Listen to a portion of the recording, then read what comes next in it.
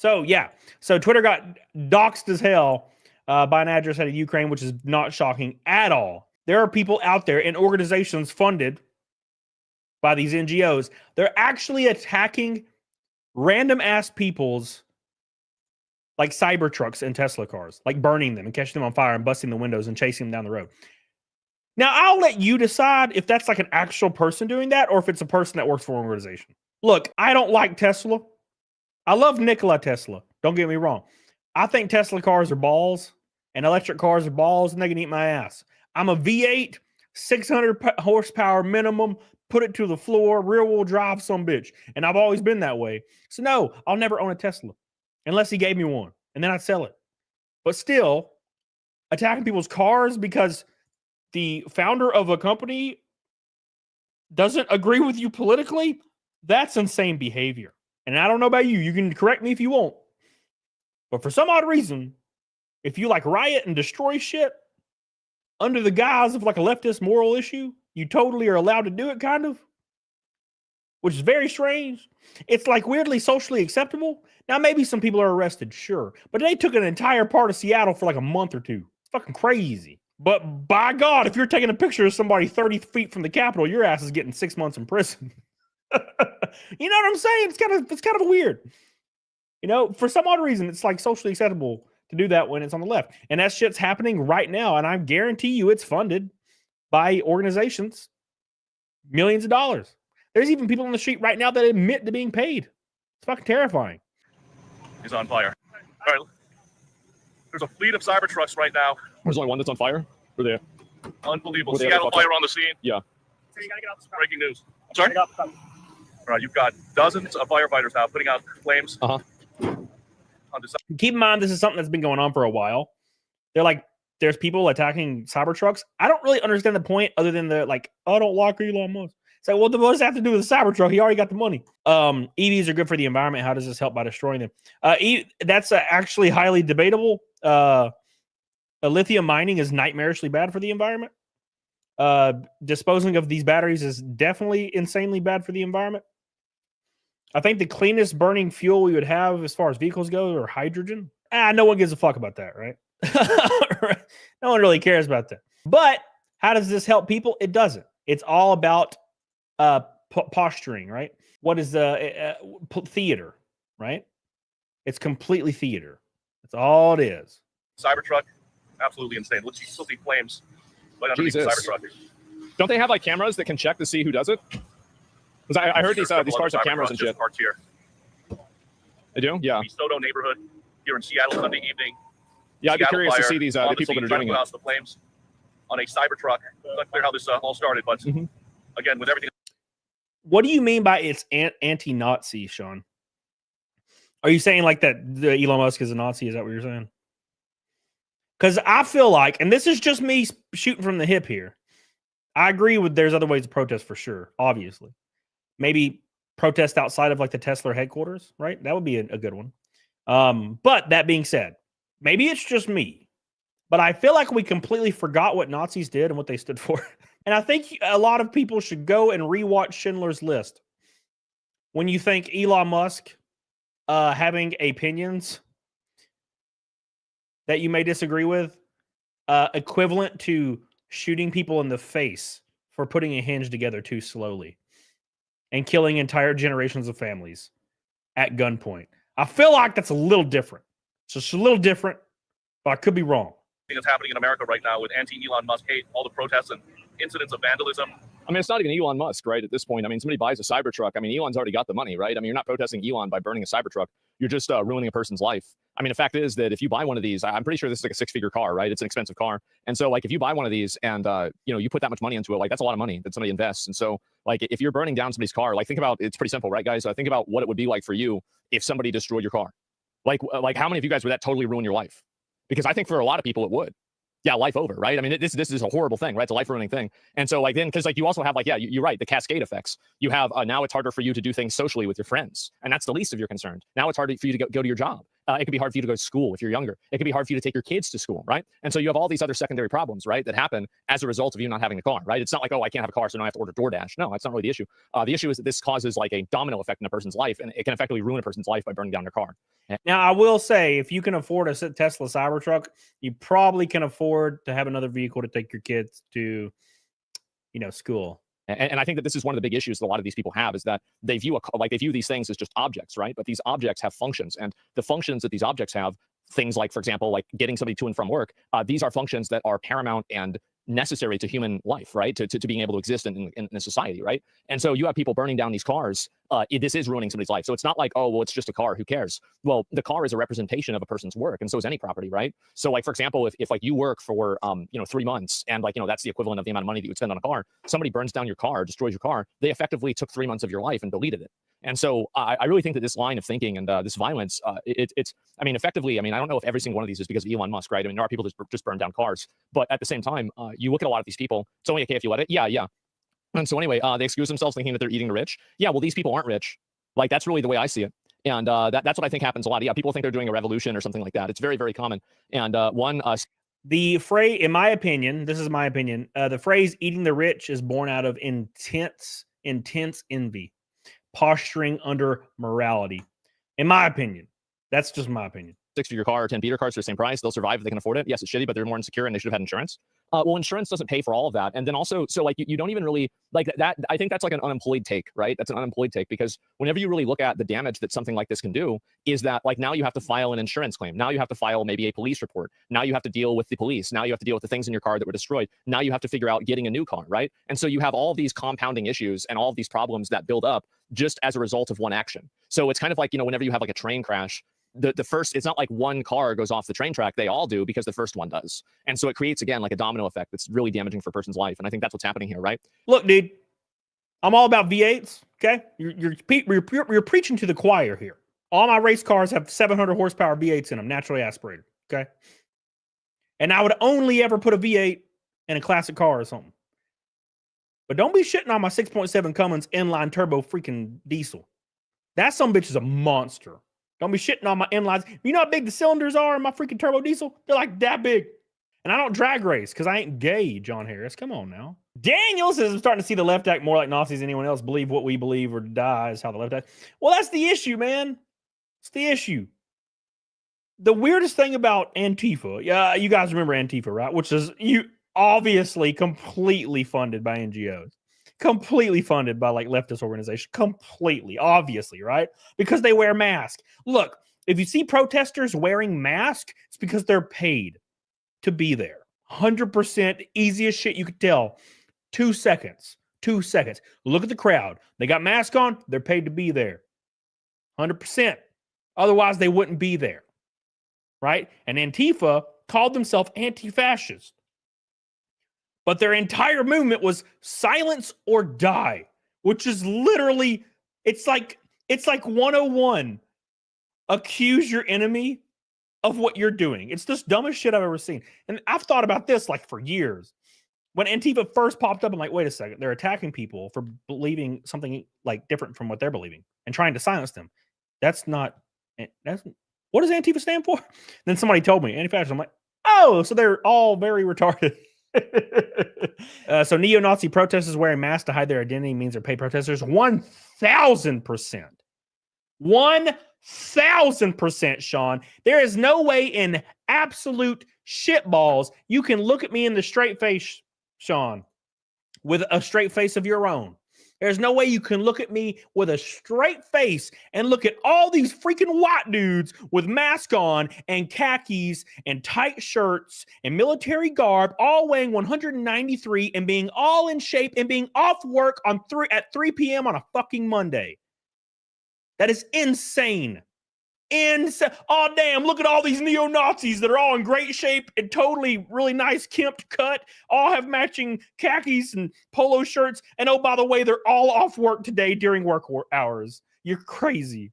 All we need, Wolfie, is we need a more reasonable position, right? I think probably 15 years ago, we kind of had a reasonable left and right. You know what I'm saying? We had a reasonable left and right. And I think, with the introduction of Trump, it kind of radicalized everybody insanely, like insanely radicalized everybody. And also establishment, either establishment donors, investors, or politicians got terrified of the fact that this unhinged dude was coming in power. They could burn down their whole scheme, which obviously we see right now. With the Doge audits, you see there's obviously a lot of money laundering going on, and we're starting to understand, and I think we already knew, but we're starting to get a little bit of evidence to actually paint a picture on why so many politicians are worth hundreds of millions of dollars on a salary of $189,000 a year. It's obvious that politicians are not there to do good. They're there to suck up some money, scrape it off the top. Maybe their sister, their mother, their brother is a treasurer for whatever organization this NGO is pieced together with, and they're scraping money. You can see it right now with that one, Maxine Waters. Her daughter got $100,000 through one of the NGOs for her graduation. I mean, it's obvious what's going on, right? And a lot of these politicians, investors, and all these other people are terrified, including lobbyists, are absolutely terrified of Trump, somebody like Trump being in power. Because you can obviously see it right now. He's like, fuck it, executive order. And maybe what he's doing is wrong or right. That depends on you to decide based on your own personal individualistic opinions. But what he's doing is definitely not, I guess, what's the word? In the best interest of politicians that are worth $100 million. The anti-Elon Musk hate right now, other incidents of vandalism and arson at Tesla dealership, the Tesla charging stations. One can only suspect that this is arson. Wolfie, you got to look at it. What's up, John Rod? How you doing? Where you at, Wolfie? I don't have a problem with that, but when they block traffic and highways, yeah, just go, man. I don't play that garbage. I will never, ever, in any situation, stop for a crowd of people that are trying to make me stop. That is how you die. And I would rather maybe have to go to a trial than get shot because I stopped. No, thank you. Never happening. Never happening. And this is the issue, is that like a lot of these people have like this massive like revolution spiritual energy, and it doesn't exist. Like you're not doing a revolution. You're burning down a person's car. You're damaging a person's life. You're destroying a building. This isn't a revolution. If you wanted a revolution, maybe you should have tried to win the election. That would have been a revolution. Like, why is it that when we have a democratic process that you get to ignore that process and you get to destroy things when you lose? That's not how it works. I think revolutions make a lot of sense in cases like France and in cases like the American Revolution. Sure. In cases where you don't have a democratic alternative. But if you have a democratic alternative, you need to use that. You don't just get to basically, it's like you're playing a board game with somebody and you're losing the board game and you just flip the board over. You can't. Let's be fair. If you watch videos from protests of, I shouldn't even say protests, right? Riots. Let's watch videos of riots from 2020. People are running up, breaking windows and stealing shit, and they're laughing. Okay. Ain't no revolution, bro. They're just taking shit. They're just having a good time. Let's be completely fair. They having a good time. All right, come on. And also, I think the fact is that the fact that you're losing the election shows that this mindset is not that popular. I understand you might have this mindset, but this isn't a revolution. You're not doing anything and helping anybody. You're not benefiting anybody. You're not making anything better. You're not improving anything. You're not putting out a message. All you're doing is destroying cars. And also, like, you have to keep in mind that revolutions revolt against the government and not people's private property. It's about standing up for people, not silencing and telling people what to do. Well, you're right about that too. Yeah. If you want a real revolution, then go protest outside of a government building. Go take political action and get somebody elected in local politics who you think will represent you. That's what you have to do. But you don't want to do that because that's hard. That's hard, and it's much easier to just burn down a Tesla and think that you're the same thing as the French Revolution, right? Or you're some kind of revolution. Well, that's what they think, man. It's like what Sean said earlier, right? It's like, they think they're being anti-Nazi. Like they unironically think they're fighting like 1940s Nazis when they're doing this stuff. They're LARPing. Also, burning electric cars is very harmful to the environment. People forget they have all the nasty chemicals. I don't think they give a fuck about it. Look, I got to be completely honest with you. All those people that claimed they cared about the environment did not care about the environment. I'm sorry, burst everybody's bowl. None of them care about this shit. And also, this is another thing, is that if you, it does look like this car was damaged too. And if you build, and like, I think that there's a lot of like left-wing people, and this is especially true with like content creators that kind of like hand wave this and think it's not a big deal, it'll happen to them. If you think that there aren't people that are right-wing that would be willing to burn down a left-wing person's house or to attack them in public or something like that, you're crazy. And so like if you create a culture and a apparatus that accepts behavior like this, it will be used against you. That is called setting a precedent. That is what that phrase means. Setting a precedent. It's why a lot of people are like, well, dude, I'm totally for the restriction of language. Yeah, I'm totally for freedom of speech as long as it's not hateful speech, implying that they're for restrictions of hate speech or whatever they consider to be hate speech, right? And maybe it goes over totally fine. But guess what? The next party is coming into power in just 4 years. And they're going to use that precedent set to melt your entire movement. It's why I used to have an opinion, and I know you're going to roast me for this. I used to hold the opinion that I was for reasonable gun control laws. And I know you're going to roast me when I say that. But there was a time where I was in favor of reasonable gun control laws, like extensive background checks, stuff like that. You know what I'm saying? Now, I don't hold that opinion anymore because I understand setting a precedent is dangerous. What happens when they're like, okay, these people are not allowed to have weapons, right? And then the precedent is set that, oh, now there's a new party in power, and they've determined that people that voted conservative and or Democrat, let's just say both, in the previous election are no longer eligible to buy guns because their movement is violent. Suddenly, you have an entire population of people that can't defend themselves anymore because you set the precedent prior. How about no? Right? Does that make sense? Like, well, what I'm saying is that if you normalize political violence, that will happen to you. All you have to do is wait. Like, that's it. And it's the same thing as internet censorship. It's the same thing as everything else, right? It's like if you create a weapon to use against people, the only thing you have to do for that weapon to be used against you is to wait. And I think that this is true. We've seen this happen on the internet how many times, right? Yep. Violence begets violence. Yeah, exactly. It's like people getting canceled for being conservative. There was a time, and I know this is crazy to believe or remember, there was a time where just being a conservative on like social media got you almost banned. You would almost get banned or restricted just by having very normal conservative like beliefs. And of course, those days are kind of over, luckily. But when people started really, really, really going hard against that, right? Suddenly people on the left were started getting canceled in the same way. The precedent was set and suddenly they were getting canceled.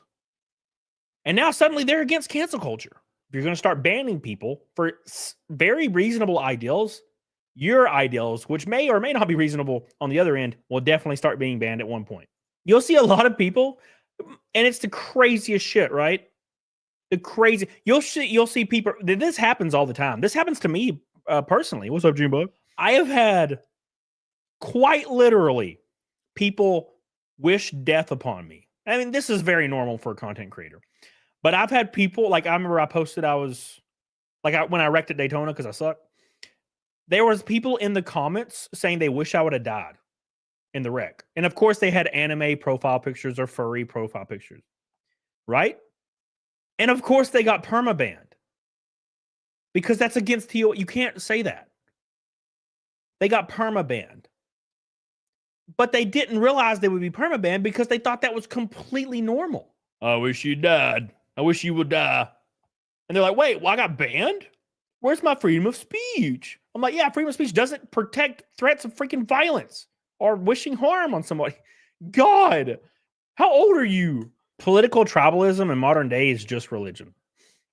It is just religion, okay? It is absolutely just religion.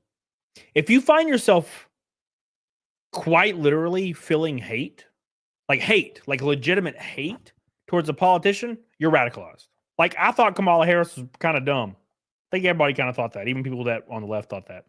But I didn't hate her at all. I'm not passionate about it. Fuck, I don't hate this person. What the fuck? I didn't hate Joe Biden. I just thought he was old and senile as hell. I don't hate him. He's old. He shouldn't be doing anything. He should be freaking sleeping. Right? But there's people that feel visceral hate.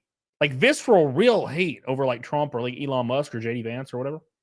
Visceral hate to where every time they even mention the person's name, they have to have adjectives before and after it. Like they can't even say like a normal statement and sound normal. You can't even say, I disagree with Trump's take. You can't even say that. They won't even say it. They'll be like, I disagree with what that insane orange fuck. That's what they say. How do you feel visceral hate towards this fucking random person? It's because you're radicalized. You're 100% radical. If you call a politician by like a weird pet, like angry name, you're radicalized. Orange orangutan, orange pasty. You're radicalized as fuck. You know what politician I legitimately didn't like? I don't think I can't even use the word hate. But a politician I really didn't like was Debbie Wasserman Schultz. You guys remember who that is?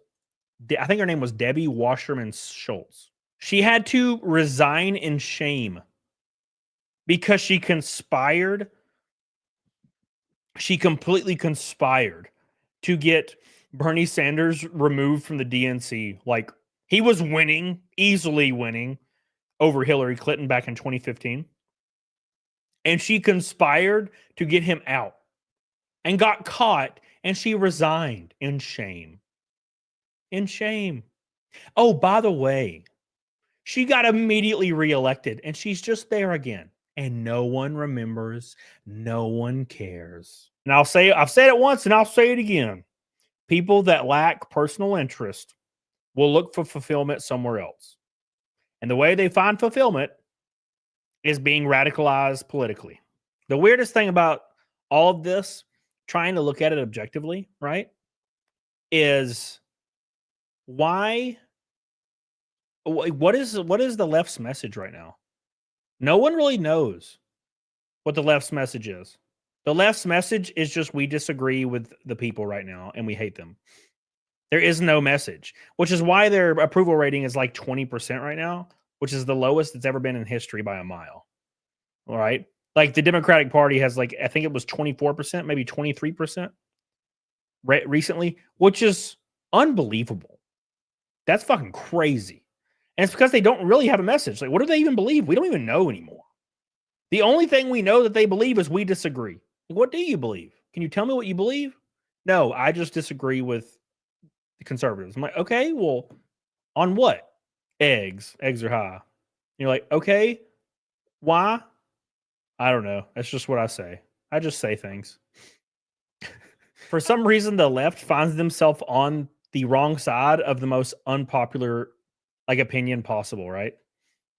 It's very interesting. They'll be like 90% of people think that biological men should not be in sports.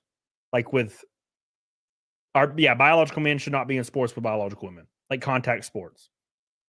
Over 90% of people agree with that. But for some reason, politicians on the left all overtly agree with it, which makes them look bad. Not, what is it, 74 or 75% on a recent CNN poll? A CNN poll, by the way. Like, what the fuck? Like 74% of people agree that Doge is doing what they're doing. They enjoy it and they support it. Uncovering fraud and going line by line and showing people what tax dollars are being spent on. Even the left agree with it. And every politician's like, no. Every leftist politician, no. They all have to defend the most unpopular positions possible, and they're just losing support. It's very interesting. Now, there are people out there that find themselves completely, and I mean completely, like tribal. They're radicalized and tribalistic with whatever party they're in or consider themselves to be in. So they'll defend those ideals as well, right? They'll completely defend those ideals as well. Need your expertise? Should I try sleep with my cousin or sister? I need your expertise. Should I try sleeping with my cousin or sister? It's definitely first cousin. Let me be completely transparent. Yeah, I on a one-dimensional standpoint, yeah, I hope everybody does as well as they can. I wish everyone to be well. I think that's pretty easy to understand. But I also am not going to penalize the people in my life to posture and say I care about people in like fucking Zimbabwe. I don't. I'm sorry. I care about my family much more than Zimbabwe peeps. If it came down to it and the button was put in front of you to make that choice, 99.9% of you are going to choose your family or the people you love, your wife, your kids. You are going to choose them. You can say you won't to prove to everybody in the chat that you're a good person and you just care about everyone. I care about all of you. I care about all of you so much. You can say that all you want, but as soon as that situation happens to your damn hand, I know what you're going to choose. And there's no shame in just admitting that you care about your family more than random people. That's insane. How is this even a conversation? But that's the leftist view, right? I have to care about others more than I care about myself. And that is insane. I hate myself, and I still care about myself more than others. Like, come on. Why not both? God, Katie, Jesus, Mary Joseph.